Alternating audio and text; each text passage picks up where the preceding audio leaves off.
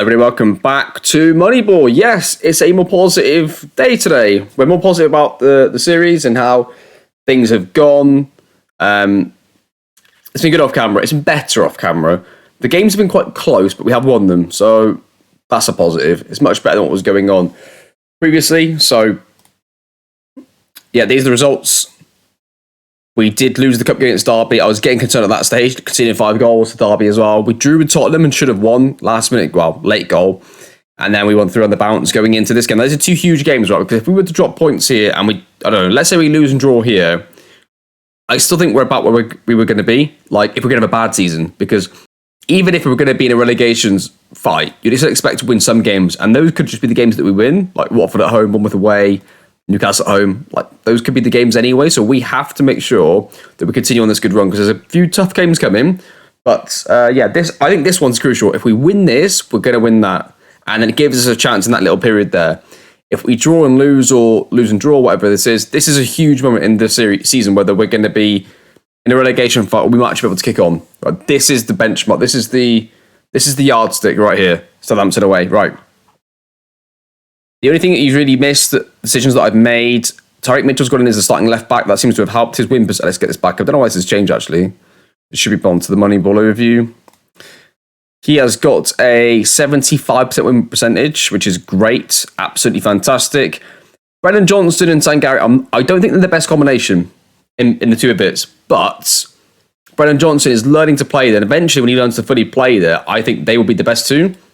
But we actually, I think, look a lot more solid when it's just one of them in the right slot than it's an actual CDM in the left slot.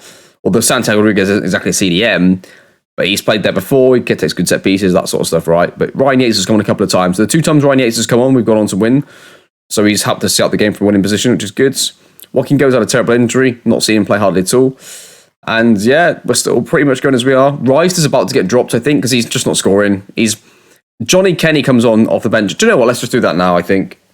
We've been winning with it the other way around, but I think Johnny Kenny, just look at this stat here. Johnny Kenny's played in the cup game there, but look at this. Team goals per 90 with Rice in the side, it's 1.58. With Johnny Kenny, it's 3.16. So that's the change we're going to make. And we're going to go with this team. We'll see how things go, and I'm hoping for the best. This is a big game. This is a huge game. So the Underdogs, we got there and cause a surprise. And we are underway. How's everybody doing? Hope you're all doing well. I'm more positive today than I was, got to be honest. We'll move the old camera a little bit there. Here we go then. The impact from the back are Southampton. They're going to play up to the left hand side. What are you doing? He's going to get Liverpool into good lad. Wesley love it. So Gary gets it, whips it into Johnny Kenny, who's just come into the team. What is he doing, lads? And lasses, for those of you that are watching. But what's going on there? What's he doing? He's got the ball literally at his feet. He just stops. Go on, Wesley. Johnny, that's what you do, mate. You just get everybody slide into the corner. Come on, Wesley.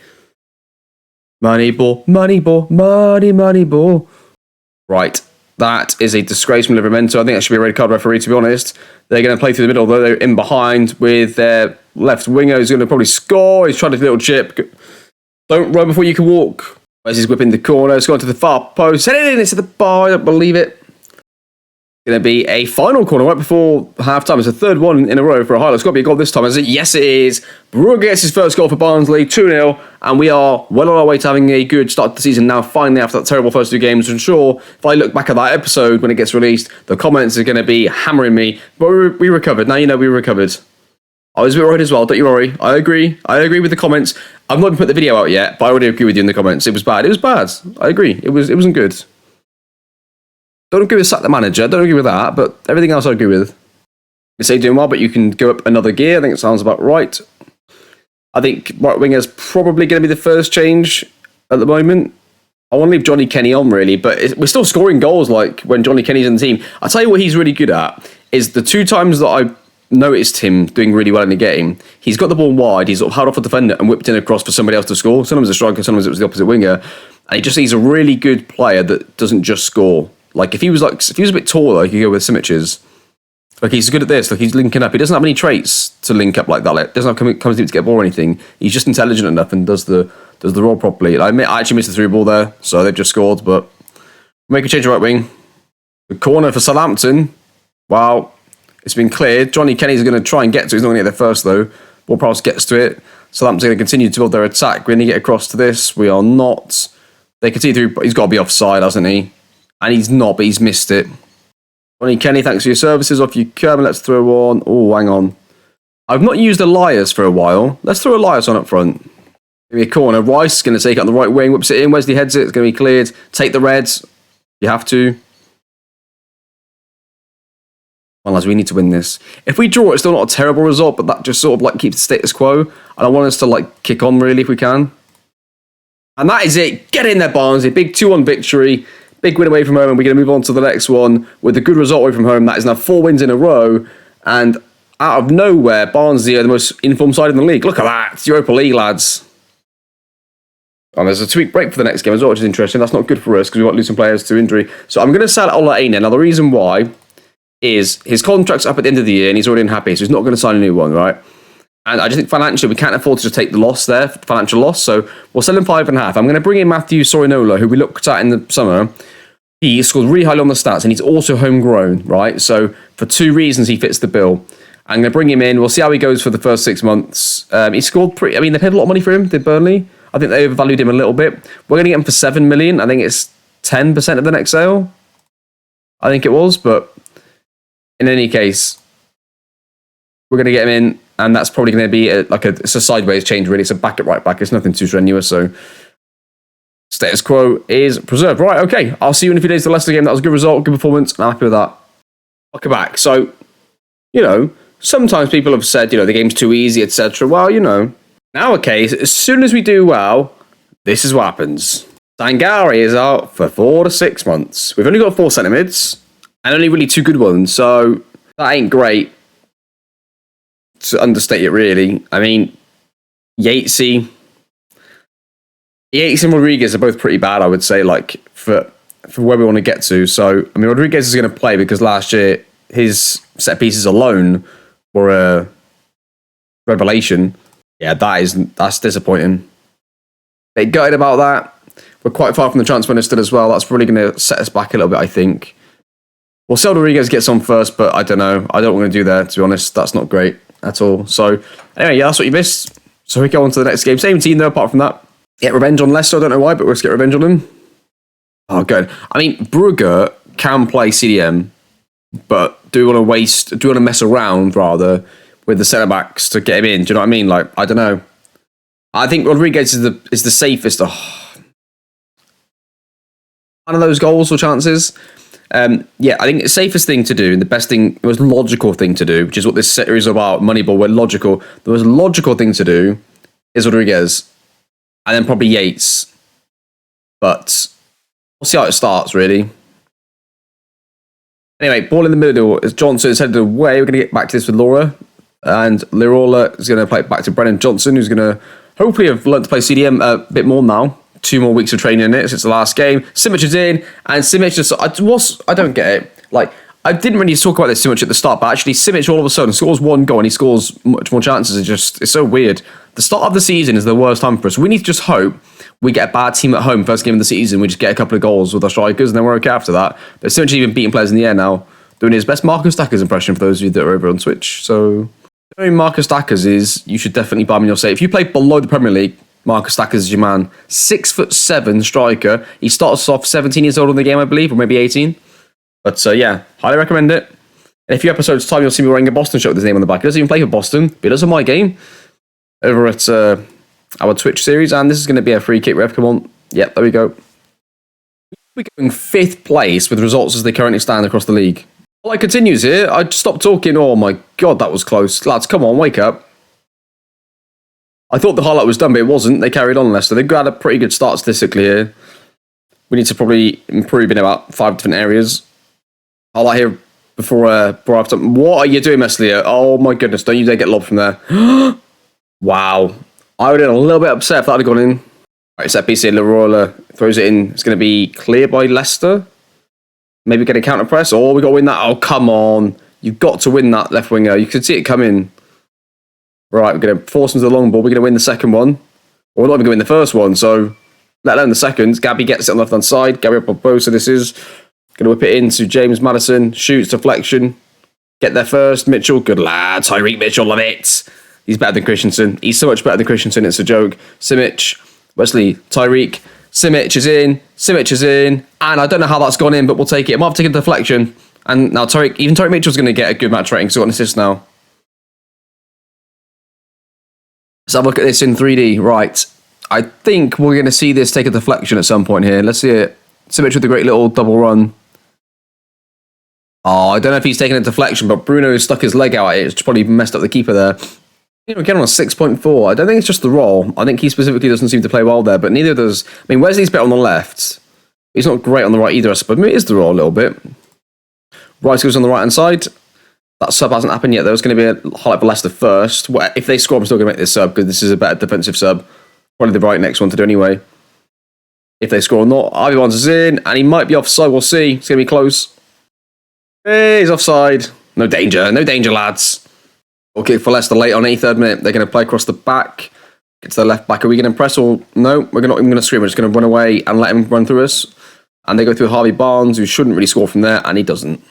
Corner for Barnsley, whipped in. Far post, headed in, keeper saves it. Brennan Johnson's going to take a touch. He's going to do 2 touches, play it across, give the ball away, and they hit us on the counter attack. Take the red. Oh, that'll do. I mean, to be fair, taking a red is a bit unnecessary in that situation. We're 2-0 up. I mean, but, you know, it's just instinct now. If they're even thinking about it, they should always just take the red by default and ask questions later. Brennan Johnson. Oh, what a goal from Brennan Johnson. Little Brennan Johnson goes through the middle. Little dink finish. Makes it 3-0. And that is definitely game over now. Thank you very much, Brennan. Much better performance and episode. Everything's so much more positive now. That's so much better. I'm so pleased with this. We're finally starting to see the fruition of the Moneyball stats being bought and applied, right? It's great. Great stuff. That centre mid injury is going to probably hold us, but we're going to drop points a lot more than I think we would have done because of the lack of depth at the left CDM position, really. So, like, we already had pretty much 3 more attacking players. So, yeah, it's not great. But, yeah, that's the situation. Bang up to date. That's where we're at. That's a great start. I mean, I don't have to move my... Well, I'll do it anyway. You see the whole league table. Hang on. There you go. There's the whole league table for you. Nice and easy there. We're still cruising along. 16th place. 16 points, rather. I mean, what do you reckon? 6 points off the top. Any danger of that? No, there isn't. And yeah, the relegation has 4. So we are, 12 points clear relegation and 6 points off the top. That's the way you want it to be. So... No, it's a good start. 2 defeats at the start of the season with the draws away to Tottenham, and then 5. Is it 5 wins in a row? 1, 2, 3, 4, 5. There you go. 5 wins in a row. Unbeaten in 6. What a turnaround. It's going to probably come to an ending against Chelsea, but that's okay. We should still then be able to beat Brighton, I'd expect, and maybe compete with Liverpool. Could maybe get a draw. But then I don't know. I think we're going to be okay for form, but I've been wrong before, and I'll probably be wrong again. So, episode really that is. But let's have a look at some stuff here. Let's have a look at Tyreek Mitchell's stats. Because since he's come into the team, we've had an 82% win percentage. So, I mean, crosses completed isn't great. Mistakes leading to goals, big 0, which is great. 10 interceptions. Can we compare this from this screen? Do we have to go to somewhere else? We have to go somewhere else, I think. But he's come in and done very, very well, Tyreek Mitchell. I've been very happy with him. In fact, after this, I'm just going to quickly... Let's look at it now. Let's just compare him. Let's just move him next to Christensen for a second. Right, so Christensen and Mitchell here. Can you see them okay? Or are you going to... I'm missing... Right, okay. I'm covering a couple, so hang on 1 second. Right, so now you can see it fully yourselves. So you can see Tyreek Mitchell and Christensen here. Per 90. Tyreek Mitchell's way ahead with 4.41 versus 2.80. That is quite a big difference. Cross completion is down. But that's okay. Chance creation. Victor Christensen has created 0 chances this season. Tyreek Mitchell creates nearly 1 a game. That's just... crazy how different that is. Assist per 90, 0.23, because he's actually got an assist. Christensen does not. Area challenges per 90, he has a bit more, but that's fine. Headers 1 percentage. Now, Mitchell's down on that, but the productivity gets us in possession outweighs that. And tackle 1 ratio is higher. Fouls are higher. Team conceded per 90 is lower. Team score part is way up. Like, there's nothing that makes me want to play Christensen over Tyreek Mitchell. But that's Moneyball right there. That makes it so much easier. I've noticed it anyway, but that just makes it so useful there, right? So I'm looking to right wing backs actually. Let's then switch. Let's put him back in. Let's just put Olaine next to Lirola for a second here. So Aina has more dribbles per 90, better cross completion, but Lirola is creating chances, you see. Lirola's got a 0.47 chances created, so it seems like the better wing-backs we've got are the ones able to create more chances per 90. Assists, but he got a couple of assists as well, so I'm actually quite liking it. I mean, he's played more games though, to be fair, but I preferred him by quite a distance as well, so... And there we have it. So pretty good there, I think. Pretty good episode. I'm pleased with that. Nice positive. Nothing too much happened. I'm a bit gutted about the League Cup. I thought we could do like a little run and play some League Cup games with some league games and make it so that there are games with pressure on them early on in the save or the season of this save. So that isn't going to happen now. I mean, it depends how things go really. But I mean, if we keep in a good bit of run of form here, the pressure will be in the results because we want to make sure we get in Europe, right? So I don't know. Next episode, what do we think? I don't want to come back too early. We come back I'm thinking maybe Norwich and West Ham. That's 2 back-to-back away games after this little run here. Or do we do West Ham and City? Let's do West Ham and City. Yeah, let's do that, I think. Let's do West Ham and City. Be early on in the January. It'd be early on December before the January. And they'll probably come back for, I don't know, maybe Chelsea. Probably Chelsea Wolves, to be honest. And then we'll conclude January after that. In terms of players in, we've got hardly any money really. We can get up to a few million. I'll try and withhold buying anybody until then. But we've got obviously our right back leaving. Olena's leaving in Matthewson. That one's already done. That's with that transfer already being confirmed as well. So that's that's going to be it. I'm sure he's going to have his position. Yep. I don't care, Brennan. You're going to get on with it, mate. And that's going to do it. Thank you very much for watching. Hope you enjoying the series, everybody. If you haven't, please do come over to the Twitch. And the only reason I say that is because it's so much fun. You get to be a part of one of the most entertaining live saves that I think I've ever seen. Really, some of the antics that are going on our Moneyball save with Boston. You could always do both. Like the Barnsley save will always be the number one Moneyball save on YouTube, and the number one Moneyball save, I suppose, really in general, because we go way more in detail with this one. And yeah, this will definitely be concluded. Don't you worry about that. This is never going to stop. This will be finished before we finish playing with FM22. Don't you worry about that. If you are, I don't think you are, because it really is how great this series has been for the channel, for everybody interacting. And I've read some of your comments about the attribute reveal in a couple of videos ago. It would be now for you. So keep putting your thoughts in. It does seem like now the majority is that people definitely want to see an attributes reveal, which is fine. I was never ever going to stop doing the player attributes reveal completely. It was just about how do we change it, really, was the question. If we change it.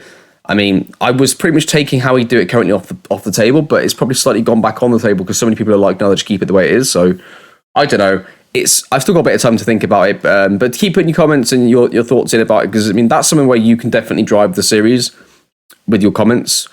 Because I'm open whichever way it goes, but we'll definitely do an attributes reveal. Don't you worry about that. There'll definitely be a player attributes reveal, which depends on which format we do it in. But that's going to do it. Thank you very much for watching, and I'll see you next time.